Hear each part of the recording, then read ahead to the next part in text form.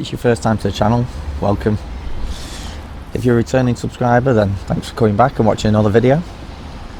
Please leave us a like. If you're not already subscribed, subscribe and leave us a comment, because we love the interaction with our followers. And welcome to Sid's Café in Holmfirth. Recently Royal Enfield got in touch with us and asked us if we'd like to test one of their bikes for our channel. So we asked them which bike they thought was the most overlooked out of their range, and they got back in touch and said that the Meteor 350 was the one they'd like us to take out. Now we're going to go out and have a look and see why they think it's the most overlooked bike in the range. And I thought, what better place to come and test it than the home of the last of the summer wine.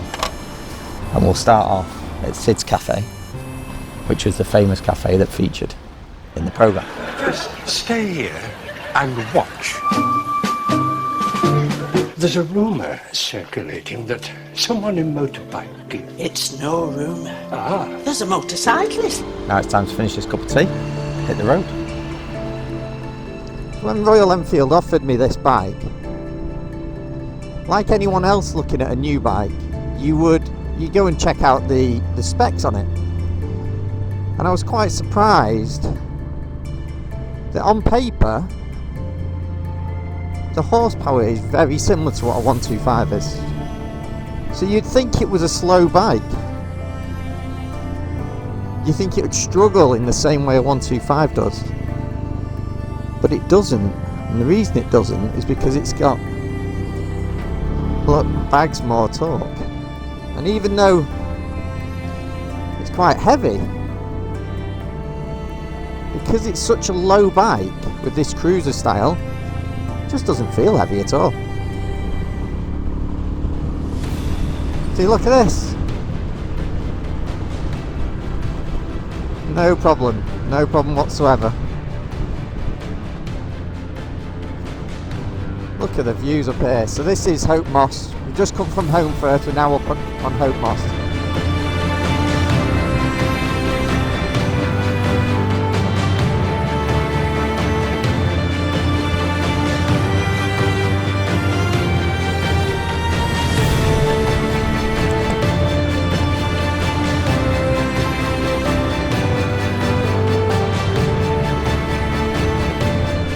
Now remember when I had the Kawasaki 125 and I said that it was so much fun? In some ways it's more fun than the big bikes, but it just needed a little bit more power. Now this doesn't have the more power, but it's got more torque. You find yourself sitting back in a really comfy seating position, just admiring the views. It is a country roads tourer. It's just so relaxing and enjoyable to ride. Price wise, this retails at £4,000. £4,000 for all of this. That's less than the Kawasaki was. Oh, now that's something I do love about this. And the 125 did that as well. Quick gear change and it does a little pop. You back off suddenly to go down a hill or coming into a turn and it'll give a little pop. And the other thing that's really surprising, in fact this is more surprising than the 125, because the 125 was a little bit vibey. This is super smooth. For a 350 single, listen to that, tick, tick, tick, tick, tick, tick, and it's just going to pull. Just pulls. I mean, this ain't a 500 single, this is a 350 single, and it just does what it needs to do. And it does it well, and it does it for a good price. It's quite agile. For me, when I looked over the bike, noticing that it had a brand of tyres on that I have never heard of before, and it also had a brand of brake calipers that I'd never heard of before. And because of marketing and the way the industry works, I was a bit like, oh, I don't know whether I trust them. But the brakes are fine. Brakes are really sharp.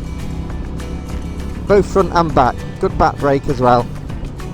The tyres, well, they haven't slid. They haven't let me down. And the conditions aren't great today. So I can't really say a bad thing about them.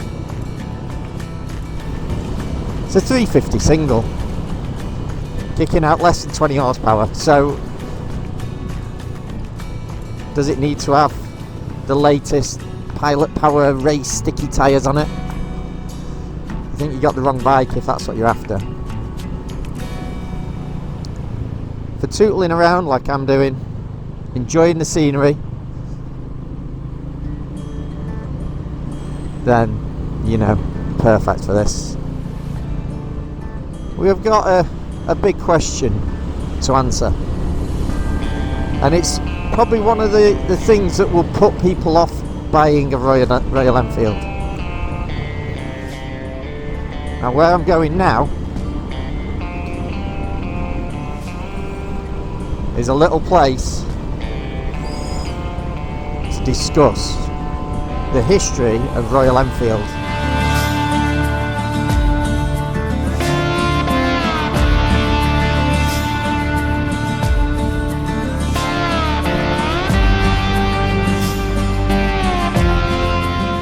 So I'm here at Royston Vasey, aka Hadfield, the famous little village that filmed BBC's comedy League of Gentlemen. Thank you for posting a letter inside me.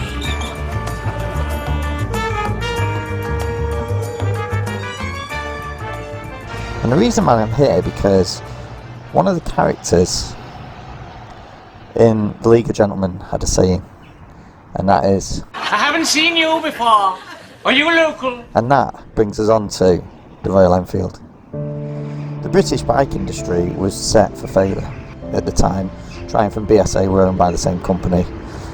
It was being led by a guy, and he had a vision that the ultimate engine was a single or a twin, and nothing would beat it. And obviously, as we know now, Japanese came along with 4 cylinders and beat them, and put the British bike industry pretty much out the market. What Royal Enfield did, they'd started already exporting bikes over to India, and that market picked up when the British market died, and it was only through that Royal Enfield survived. This is a bit of a climb. Should we see how well it goes?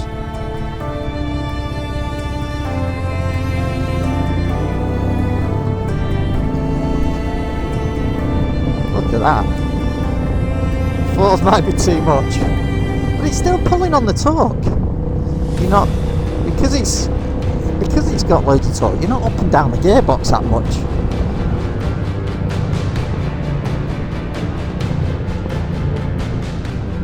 This RST Crosby jacket has kept me lovely and warm. I feel like it's got damp, but it's not got through to me. I can just kind of tell the outer shell's gone a bit damp. RST high top sneakers. They've kept my feet waterproof because I got the waterproof version. So they've kept my feet nice and dry and warm.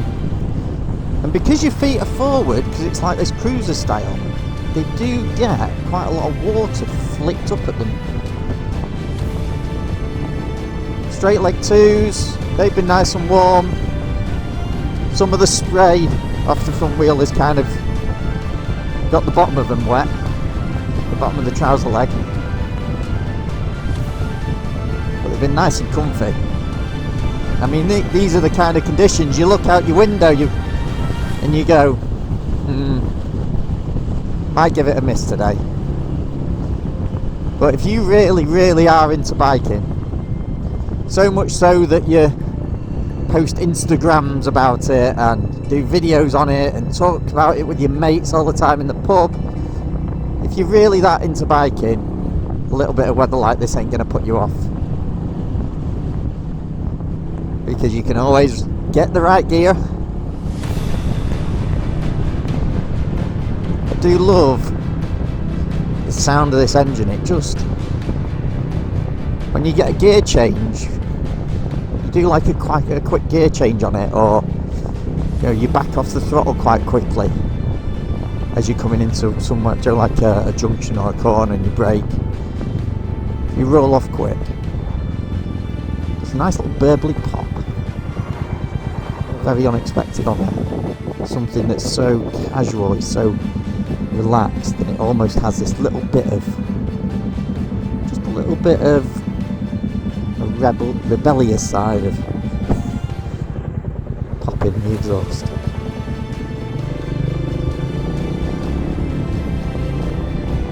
Let's go. Right, shall we do a brake test? Maybe not in this. But the brakes are good. Look. Ooh, brakes. It's all shell shore-grip down here. Love a bit of shell shore-grip.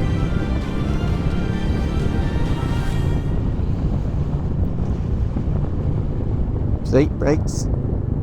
No problem at all. And it's got ABS. So you don't even need to worry about locking the front up.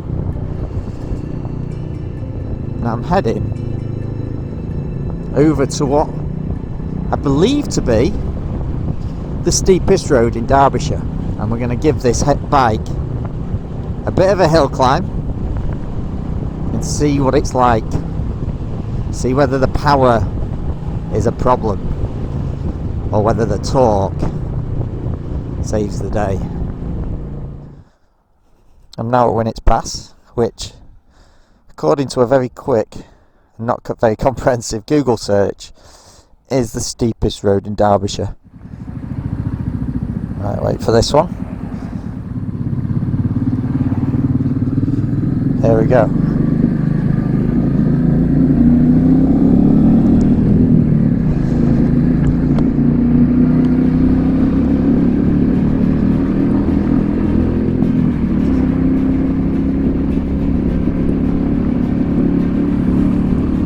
Right, doing alright so far, but this is the steep bit now. Knock it down a gear, a bit of a corner.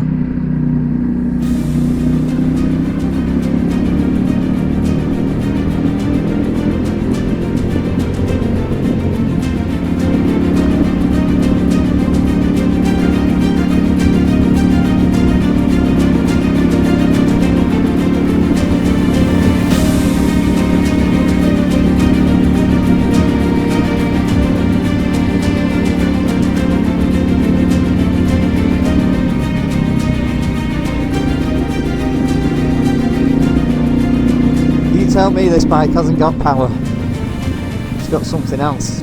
It's got torque. I've been riding around on this bike all day.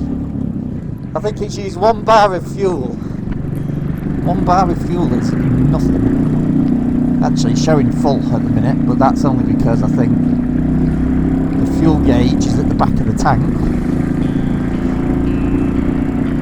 Now, what is it to note about this bike? You can get this bike with a sat-nav included. Not like a digital screen with a map, but it gives you a pointer. Links to your phone, gives you a pointer and tells you whether it's left-hand turn, right-hand turn next. It's pretty cool. Now, any other things to think about? We've got a USB socket under the clutch, which is good. Quite a quirky little start, rather than it being a start button, it's this like spin thing. But I quite like it, it's really easy. Oh, it's got on the gear shifter there's a heel shift as well. Now apparently that is because in India, where these are made, which we obviously just covered a minute ago, they will often ride in flip-flops, which I wouldn't advise, but shall I do it? You ready? Heel shift now. Whoa, easy. I'm in 5th gear, 55 miles an hour. Now we're going to go on. We're going to go on a dual carriageway and we'll just see what this is like at speed. We've done a hill, we've done brake tests. Right, bit misty, bit horrible. Take it steady through here. You've got to watch out for sheep on this hill actually.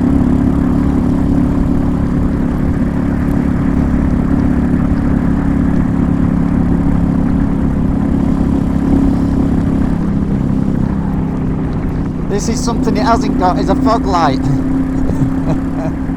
Okay, so kit review, quick kit review. AX9, not really the helmet to go with the styling of this bike, but it's kind of my works helmet. It's got my intercom thing in it, my microphone. It's got a pin lock in it so I can use it in any conditions. It's practical.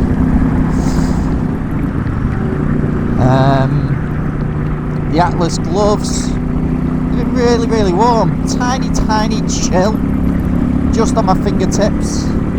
But I mean, come on, look at the conditions. Has this got a thermostat on it? Okay, let's talk briefly actually about this this dial. So we've got speedo. We haven't got.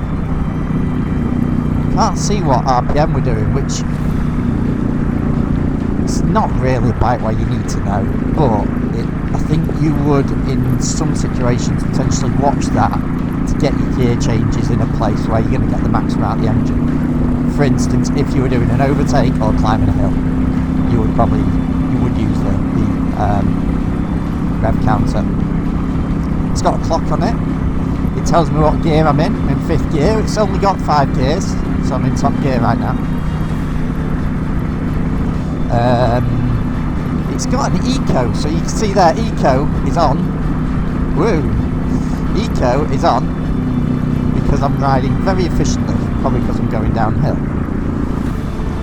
And when I come round this corner down here to get on the dual carriageway, you'll see eco goes off, and that's because I'm gassing it up. So it's trying to encourage you to ride sensibly. Right, we're coming onto a dual carriageway, so you can see there the eco has gone off the dial, off the dash. This pulls, this little bike does.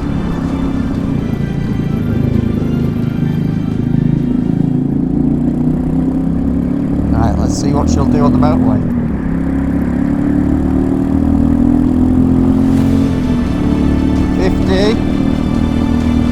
Come on, 55,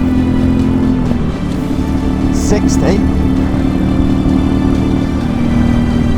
So we're doing 60, 64. Now I'm going to just open it up now, we're in 5th. Can we get 70? Doing 70.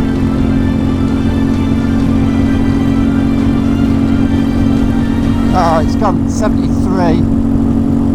It's not really, I'm giving it, but probably like for like with the 125 on outright speed. So if you do want to support the channel, MyMoto is a motorcycle clothing and accessory shop. So all we're asking is if you check us out. We've got 3 stores. We've got one in Leeds, one in Manchester, and one in Claycross. So pop into one of our stores or go online. We've got 2 websites because we have got the MyMoto UK website, and we've also got D-Store Manchester because our Manchester shop is also a Day and Easy store. Yeah, if you enjoyed this video, please hit like, subscribe, leave us a comment. And next time you're looking for some motorcycle kit, please bear MyMoto in mind. Let us know that you watch the channel as well. So, what can I say about this Royal Enfield 350 Meteor? If you look at the specs, if you look at this on paper, it looks a little bit underwhelming. Like I say, it's a similar horsepower to a 125, so it's 20 brake horsepower or thereabouts. I believe there's There is a dyno video on YouTube where someone's got 17.7 horsepower out of it. So it's not got massive amounts of horsepower, but what it has got, because it's a 350 single, and it's got the balancing shaft which makes it extremely smooth, but it's got plenty of torque. For a small engine, it'll pull from low down, even 2 up.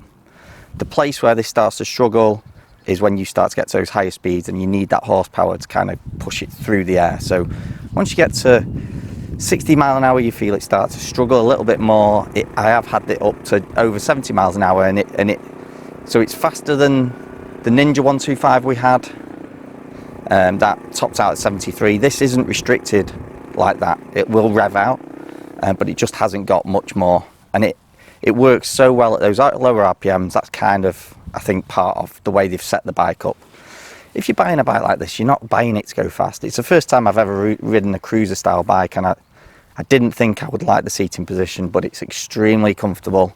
That torquey little engine just pulls you out of tight country lanes where you stop-start because a car might be coming the other way, little single track lanes. This bike is absolutely perfect. Joe, you get onto like 50 limit roads, so you go off into the Peak District on some of the A roads, it's fine at 50. It's got plenty left still as well, and 2 up still. So it's a great little bike, and like I say, on paper it would look a little bit underwhelming, but that is until you see the price.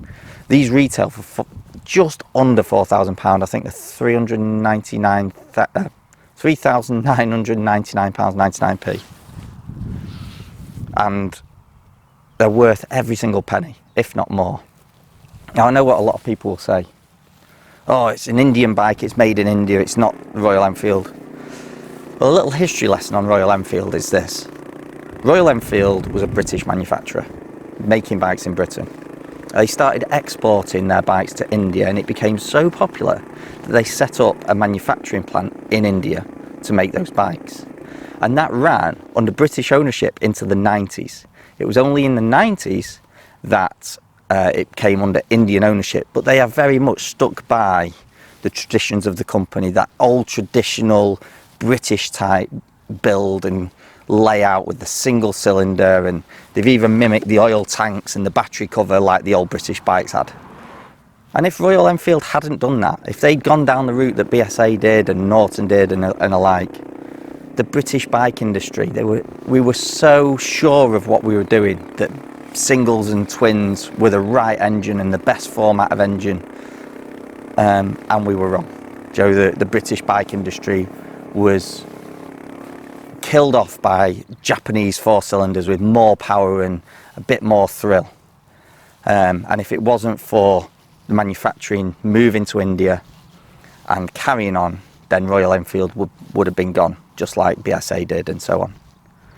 And then we then lead on to like, okay, it's not a British owned company anymore.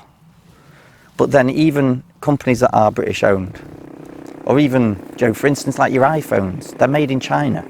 Joe, you go and get a KTM now, and they're made in, I think it's Thailand now. There's nothing wrong with a bike being made in India, and when they've done such a fantastic job, I think it's all credit to them.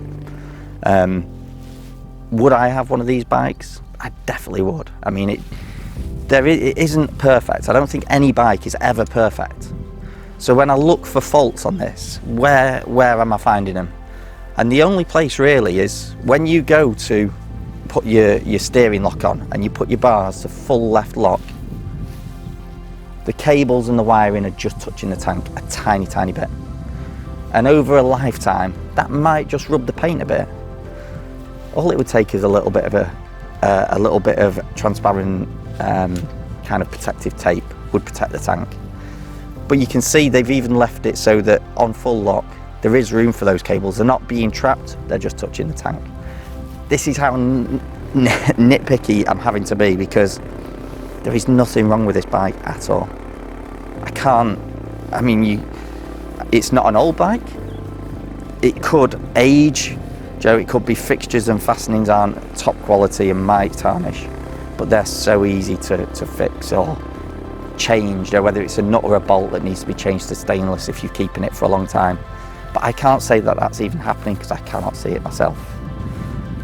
So Would I spend £4,000 of my hard-earned money on one of these? I definitely would. I already own a few classic British bikes and they're great fun to ride, but there's a little bit a thought in your head of how reliable is it? Am I going to get there? You own it for that a little bit, you own it for the fun, but this would be the feel of that classic British bike, but without all the imperial nuts and bolts. It's all metric, it would work, it's got warranty, I can pay for it, Joe on finance.